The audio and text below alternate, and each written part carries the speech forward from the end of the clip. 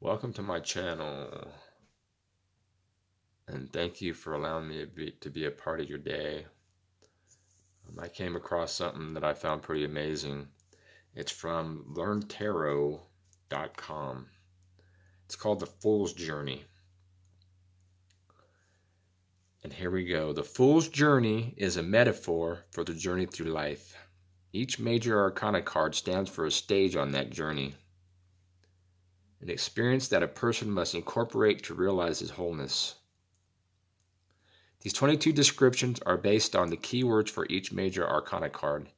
The keywords are highlighted in the text. A card's number is in parentheses. The Fool. We begin with the Fool, 0, a card of beginnings. The Fool stands for each of us as we begin our journey of life. He is a fool because only a simple soul has the innocent faith to undertake such a journey with all its hazards and pain.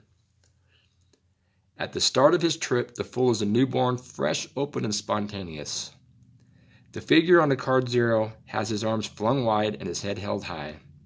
He is ready to embrace whatever comes his way, but he is also oblivious to the cliff edge he is about to cross. The Fool is unaware of the hardships he will face as he ventures out to learn the lessons of the world. The Fool stands somewhat outside the rest of the major arcana. 0 is an unusual number. It rests in the exact middle of the number system, poised between the positive and the negative. At birth, the Fool is set in the middle of his own individual universe. He is strangely empty, as is 0, but imbued with a desire to go forth and learn. This undertaking would seem to be folly, but is it? The Magician and the High Priestess. On setting out, the Fool immediately encounters the Magician, number 1, and the High Priestess, number 2, the great balancing forces that make up the perceived world. It is a feature of the material universe that as soon as we name some aspect of experience, we automatically evoke its opposite. The Magician is the positive side. He represents the active masculine power of creative impulse. He is also our conscious awareness. The Magician is the force that allows us to impact the world through a concentration of individual will and power. The High Priestess is the negative side. She is the mysterious unconscious. She provides the fertile ground in which creative events occur. The High Priestess is our unrealized potential waiting for an active principle to bring it to expression. The terms positive and negative do not imply good and bad. These are human distinctions that do not apply in the tarot. The Magician and the High Priestess are absolutely equal in value and importance. Each is necessary for balance. We may view the negative as our shadow, but without shadows we cannot see the light, and without a ground of potential we cannot create. The Empress. As he grows, the Fool becomes more and more aware of his surroundings. As with most babies, he first recognizes his mother, the warm, loving woman who nourishes and cares for him. He also comes to know Mother Earth, who nurtures him in a larger sense. The Empress, number 3, represents the world of nature and sensation. A baby delights in exploring everything he touches, tastes, and smells. He cannot get enough of the sights and sounds that enchant his senses. It is natural to delight in the abundant goodness of Mother Earth, who surrounds us with her support. The Emperor. The next person the Fool encounters is the Father in the figure of the Emperor, number 4. He is the representative of structure and authority. As a baby leaves his mother's arms, he learns that there are patterns to his world. Objects respond in predictable ways that can be explored. The child experiences a new kind of pleasure that comes from discovering order. The Fool also encounters rules. He learns that his will is not always paramount, and there are certain behaviors necessary for his well-being. There are people in authority who will enforce such guidelines. These restrictions can be frustrating, but Through the patient direction of the Father, the fool begins to understand their purpose. The Hierophant. Eventually, the fool ventures out of his home into the wider world. He is exposed to the beliefs and traditions of his culture and begins his formal education. The Hierophant number 5 represents the organized belief systems that begin to surround and inform the growing child. A Hierophant is someone who interprets arcana knowledge and mysteries. On card 5, we see a religious figure blessing 2 acolytes. Perhaps he is inducting them into church membership. Although his image is religious, it is really a symbol for initiations of all kinds. The child is trained in all the practices of his society and becomes part of a particular culture and worldview. He learns to identify with the group and discovers a sense of belonging. He enjoys learning the customs of his society and showing how well he can conform to them. The Lovers. Eventually, the fool faces 2 new challenges. He experiences the powerful urge for sexual union with another person. Before, he was mainly self-centered. Now he feels the balancing tendency pictured in the Lovers, number 6. To reach out and become half of a loving partnership, he yearns for relationship. The fool also needs to decide upon his own beliefs.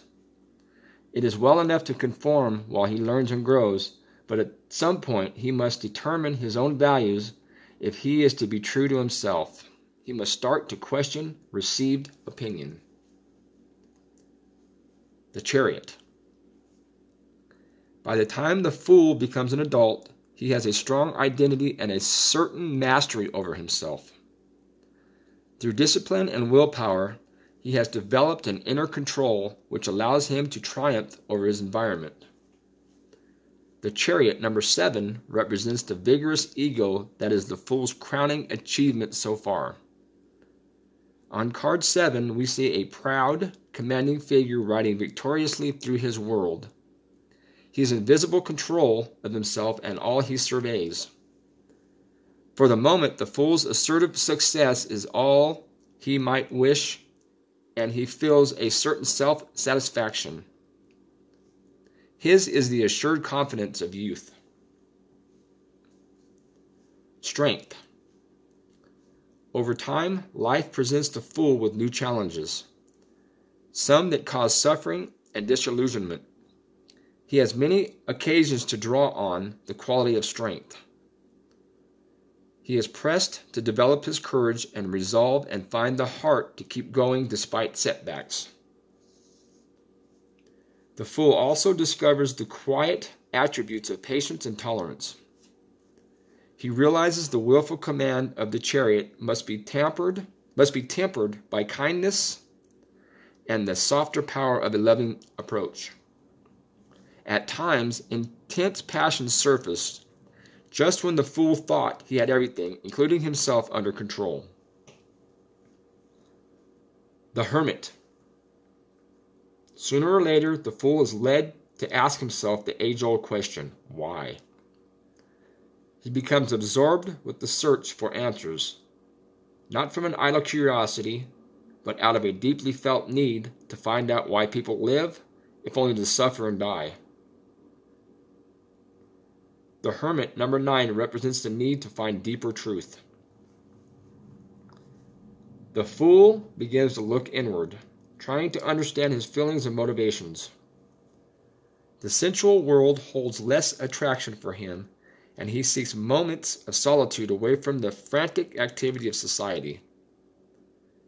In time, he may ask a teacher or guide who can give him advice and direction. Wheel of Fortune. After much soul-searching, the fool begins to see how everything connects. He has a vision of the world's wondrous design, its intricate patterns and cycles. The Wheel of Fortune, number 10, is a symbol of the mysterious universe whose parts work together in harmony. When the fool glimpses the beauty and order of the world, if only briefly, he finds some of the answers he is seeking. Sometimes his experiences seem to be the work of fate. A chance encounter or miraculous occurrence begins the process of change. The fool may recognize his identity in the sequence of events that led him to this turning point.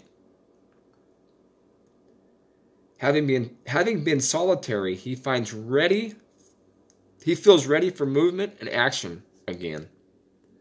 His perspective is wider, and he sees himself within the grander scheme of a universal plan. His sense of purpose is restored. Justice. The fool must now decide what his vision means to him personally. He looks back over his life to trace the cause and effect relationship that have brought him to this point. He takes responsibility for his past actions so he can make amends and ensure a more honest course for the future. The demands of justice, number 11, must be served so that he can wipe the slate clean. This is a time of decision for the fool. He is making important choices. Will he remain true to his insights, or will he slip back into an easier, more unaware existence that closes off further growth? Hanged Man. Undaunted, the fool pushes on. He is determined to realize his vision, but he finds life is not so easily tamed. Sooner or later, he encounters his personal cross, an experience that seems too difficult to endure. This overwhelming challenge humbles him until he has no choice but to give up and let go. At first, the fool feels defeated and lost. He believes he has sacrificed everything, but from the depths he learns an amazing truth. He finds that when he relinquishes his struggle for control, everything begins to work as it should. By becoming open and vulnerable, the fool discovers the miraculous support of his inner self. He learns to surrender his experiences rather than fighting them. He feels a surprising joy and begins to flow with life.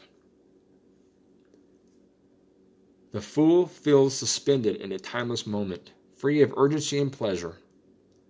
In truth, his world has been turned upside down. The fool is the hanged man, number 12, apparently martyred, but actually serene and at peace. Death. The fool now begins to eliminate old habits and tired approaches. He cuts out non-essentials because he appreciates the basics of life.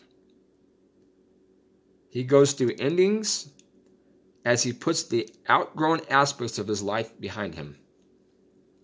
He processes.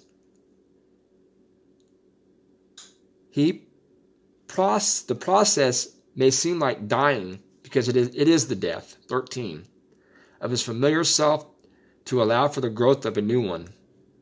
At times, this inexorable change seems to be crushing the fool, but eventually he rises up to discover that death is not a permanent state.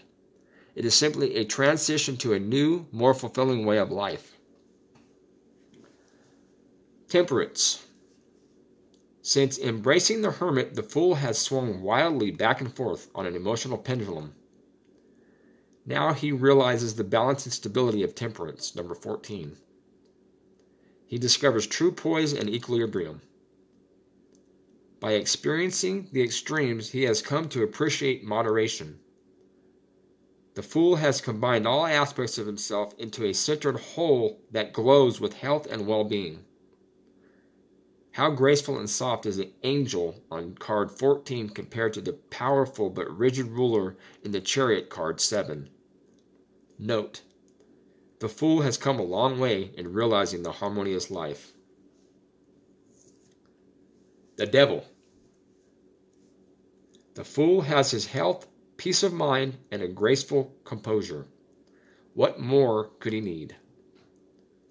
On everyday terms, not much, but the fool is courageous and continues to pursue the deepest levels of his being. He soon comes face to face with the devil. 15. The devil is not an evil, sinister figure residing outside of us. He is the knot of ignorance and hopelessness lodged within each of us at some level. The seductive attractions of the material bind us so compellingly that we often do not even realize our slavery to them. We live in a limited range of experience, unaware of the glorious world that is our true heritage. The couple on card 15 are chained but acquiescent. They could so easily free themselves, but they do not even apprehend their bondage. Note, they look like the lovers, but are unaware that their love is circumcised within a narrow range. The price of this ignorance is an inner core of despair. The Tower. How can the fool free himself from the devil? Can he root out his influence? The fool may only find release through the sudden change represented by the Tower. 16. The Tower is the ego fortress each of us has built around his beautiful inner core. Gray, cold, and rock hard, this fortress seems to protect, but is really a prison. Sometimes only a monumental crisis can generate enough power to smash the walls of the Tower. On card 16, we see an enlightening bolt striking this building. It has ejected the occupants who seem to be tumbling to their deaths. The crown indicates they were once proud rulers. Now they are humbled by a force stronger than they. The fool may need such a severe shakeup if he is to free himself, but the resulting revelation makes the painful experience worthwhile. The dark despair is blasted away in an instant, and the light of truth is free to shine down. The Star. The fool is sufficed with the serene calm. The beautiful images on the star 17 attest to this tranquility. The woman pictured on card 17 is naked, her soul no longer hidden behind any disguise. Radiant stars shine in a cloudless sky, serving as a beacon of hope and inspiration. The fool is blessed with a trust that completely replaces the negative energies of the devil. His faith in himself and the future is restored. He is filled with joy, and his one wish is to share it generously with the rest of the world. His heart is open, and his love pours out freely. This peace after the storm is a magical moment for the fool. The Moon. What effect could spoil this perfect calm? Is there another challenge for the fool? In fact, it is his bliss that makes him vulnerable to the illusion of the moon. Number 18. The fool's joy is a feeling state. His positive emotions are not yet subject to mental clarity. In his dreamy condition, the fool is susceptible to fantasy, distortion, and a false picture of the truth. The moon stimulates the creative imagination. It opens the way for bizarre and beautiful thoughts to bubble up from the unconscious. But deep-seated fears and anxieties also arise. These experiences may cause the fool to feel lost and bewildered. The Sun. It is the lucid clarity of the sun, number 19, that directs the fool's imagination. The sun's illumination shines in all the hidden places. It dispels the clouds of confusion and fear. It enlightens, so the fool both feels and understands the goodness of the world. Now, he enjoys a vibrant energy and enthusiasm. The star's openness has solidified into an expansive assurance. The fool is the naked babe pictured on card 19, riding out joyously to face a new day. No challenge is too daunting. The fool feels a radiant vitality.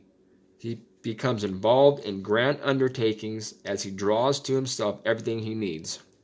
He is able to realize his greatness.